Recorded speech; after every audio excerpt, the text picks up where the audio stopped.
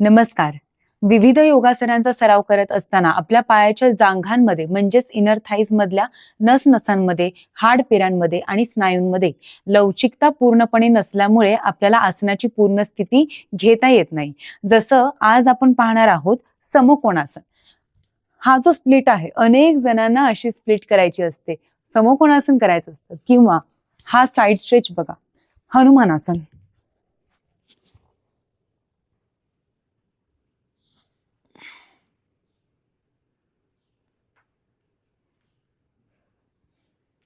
तर असे स्प्लिट्स पूर्णपणे करण्यासाठी आपण आपले पाय कसे लवचिक करू शकतो हे आज पाहणार आहोत.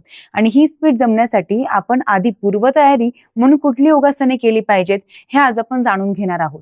नुसती ही स्प्लिट यावी म्हणूनच नाही, तर आपलं उठणं, बसणं, चालणं, धावणं हे सुद्धा इम्प्रूव्ह व्हावं. तसंच कामगार वर्गाला कुठलेही काम करत असताना, जसं बसमध्ये चढणं, ट्रेनमध्ये चढणं, हे सगळे आपले ऍक्टिव्हिटी आहेत ते सोपे जावे आणि पायांना कुठे कधी इजा होऊ नये किंवा वयोमानानुसार पायांमधली लवचिकता कमी होते किंवा पायांमधली ताकद कमी होते, तर त्यामुळे काय त्रास होणे म्हणून सुद्धा ही स्प्लिट्स इम्पॉर्टंट आहेत. तसंच खेळाडूंसाठी हे स्प्लिट्स खूप महत्वाचे आहेत. त्यामुळे आज आपण पाहूयात की पूर्ण स्प्लिट लवकरात लवकर आपल्याला कशी जमेल. हनुमानासन किंवा समकोणासन ही दोन्ही योगासनं जमण्यासाठी कुठली योगासनं पहिली सरावात आणली पाहिजेत हे आता आपण पाहतोय. तसंच तुम्ही बघताय इथे बेड आहे, तर मी बेडच्या सुद्धा आधाराने तुम्हाला काही स्ट्रेचेस दाखवणार आहे. तर पहिला स्ट्रेच आपण पाहूया. पहिला आपल्याला पायांना ताणायचं आहे. त्यासाठी आपण विविध प्रकारे पायांना ताणूयात. हा फर्स्ट स्ट्रेच, ज्यामध्ये मागचा पाय मी पूर्ण सरळ केलेला आहे आणि हात समोर ठेवलेले, अजिबात वजन पुढच्या पायावरती हाताने टाकलेलं नाहीये. थोडे जर्क, 1 2 3 4 5 6 7 8 हे अनुक्रमे तुम्ही दुसऱ्या पायाने सुद्धा करायचे. त्यानंतर आता मी थोडेसे जम्प्स करून घेते, म्हणजे पाय हलके व्हायला पाहिजे.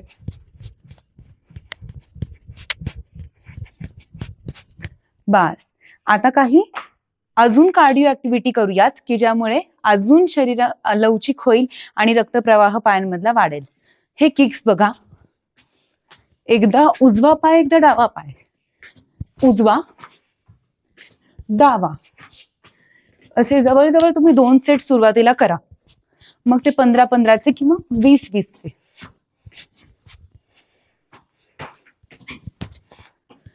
बस. आता पुढे स्क्वॉटिंग. 1 2 3 4 5. होल्ड करूया.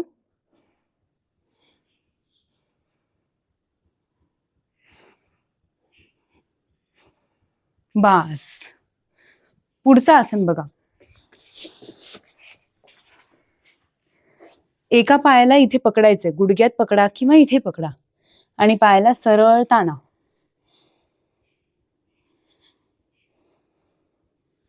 हा स्ट्रेच सराव करत करत वाढवा आणि इथपर्यंत आणा. लक्षात घ्या, तुमचा पाय इथपर्यंत जरी गेला पण तुमचा पाय असा वाकलेला असेल तर तुम्हाला योग्य तो ताण पायाला मिळणार नाहीये. त्यामुळे पाय सरळच हवा, मग तो इथे असो, इथे असो किंवा तुमचा पाय असा एवढा मागे गेलेला असो.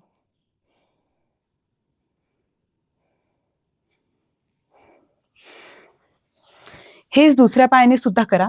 अनंत आसन तुम्हाला दाखवते. आता आपण पाहिलं ते सुप्त त्रिविक्रम आसन होतं. अनंत आसनामध्ये सुद्धा असाच स्ट्रेच आहे.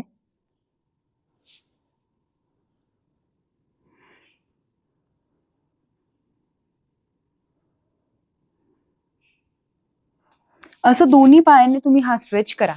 त्यानंतर आता आपण भद्रासन पाहू. हे भद्रासन. मग आता भद्रासनात तुमचे पाय जितके खाली जातील तितके इनर थाईज इथे स्ट्रेच होणार आहे. तर त्यासाठी तुम्ही काय करू शकता, पायांवरती वेट्स मिळतात ना, ते वेट्स ठेवू शकता किंवा दोन्ही हातांनी डायरेक्टली असा प्रेशर द्या. आणि अजून एक एक्सरसाइज म्हणजे बटरफ्लाय एक्सरसाइज. अशी.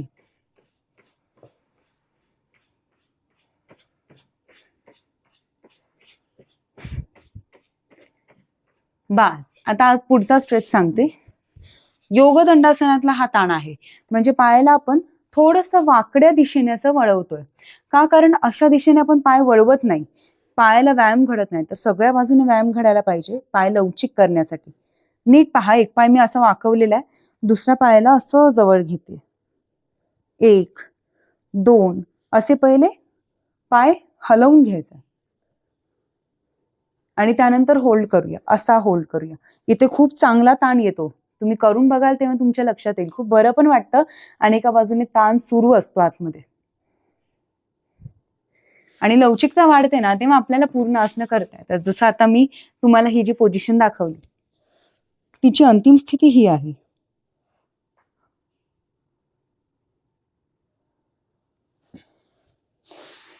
आता अजून पुढचा स्ट्रेच शिका.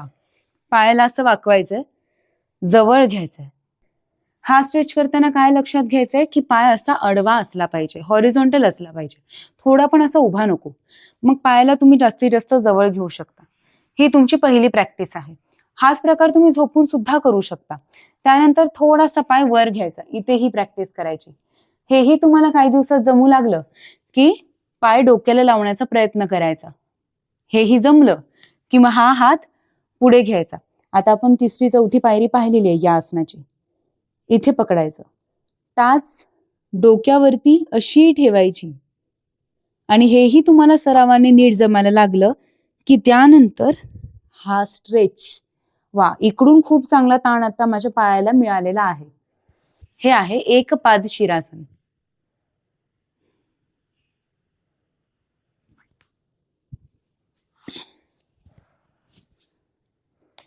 आता पुढचा स्ट्रेच नीट पहा.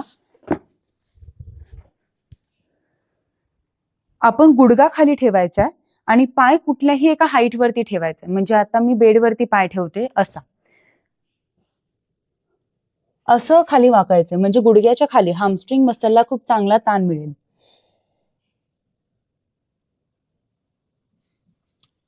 हा पाय आपल्याला खाली ठेवता आला असता, पण वर का ठेवला मी? तर मुद्दामून, कारण मला एवढ्याच लेवलला नाही, जमिनीच्या लेवलला नाही, तर पायाच्याही खाली बेंड होता आलं पाहिजे, असं स्ट्रेच वाढवण्यासाठी. आणि आता अजून एक स्ट्रेच यामध्येच सांगते. पाय पुढे सरकवा. हे बघा,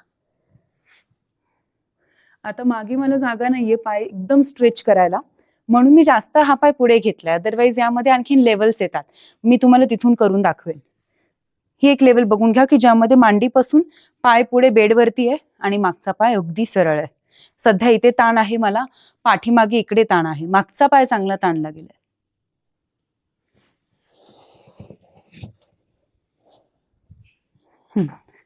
हाच प्रकार आपण जमिनीवर पाहू. गुडघा खाली, पुढचा पाय टाचेवरती आणि त्यानंतर तुम्हाला पकडायला कुठे काय हवं असेल तर तुम्ही चेअर ठेवू शकता किंवा बेडच्या बाजूला करू शकता. आणि गरज नसेल तर सरळ जमिनीवरती हात ठेवा आणि मग पाय पुढे सरकवा. हा बघ, एकदम आरामात मी पुढे तो स्लाइड केला, पण गुडघा मात्र सरळ ठेवला. एवढा स्ट्रेच होत असेल तर उत्तम, कमी होत असेल तर असा करायचा. एवढीच फ्लेक्झिबिलिटी असेल ना तर इथपर्यंत होल्ड. आता एका पायाला स्ट्रेच आहे पण मागच्या पायाला स्ट्रेच नाही म्हटल्यानंतर काय करायला पाहिजे? तुम्ही थोडं गुडघा असा उचलून थोडं मागे घ्यायला पाहिजे. सो आता दोन्ही पाय स्ट्रेच झालेले आहेत. आता पुढचा पाय आपल्याला पुढे ढकलायचा आहे हळूहळू, मग तुम्ही इथपर्यंत पोहोचणार. काही दिवस तुम्ही या लेवलला प्रॅक्टिस केलेत की तुम्हाला असं बसता येणार, पूर्ण स्प्लिट.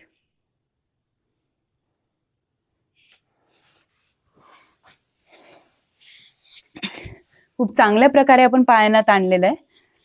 आता एक उभं राहून मी तुम्हाला स्ट्रेच सांगते. हे बघा, तुम्ही असा सपोर्ट घेऊ शकता वॉलचा, गुडघा सरळ ठेवायचा, पायाला इकडे पकडायचं, पाठ ताठ ठेवायचे आणि पाय हळूहळू सरळ करण्याचा प्रयत्न करायचा. आता मी रेग्युलरली स्ट्रेचिंग प्रॅक्टिस करते म्हणून मला पटापट तुम्हाला दाखवता येत आहे, पण तुम्ही करताना धडपडू नका, कारण प्रॅक्टिस नसते तेव्हा बॅलन्स करणं कठीण जातं. म्हणून मी तुम्हाला इथे वॉलचा सपोर्ट घ्यायला सांगितला. इथे पकडा, पहिले अंगठ्याला पकडा, अंगठ्याला पकडून एवढा स्ट्रेच जमतोय का बघा. ठीक आहे, सध्या मी कंबर पण बाहेर काढले म्हणजे तो पाय खाली राहील. मग जरा कंबर आतमध्ये घ्या, म्हणजे सरळ आणा पायाला, जरा वर. हेही जमलं की अजून वर, हेही जमलं की मग तुम्ही टाचेला पकडू शकता आणि मग पाय सरळ वर घेऊ शकता.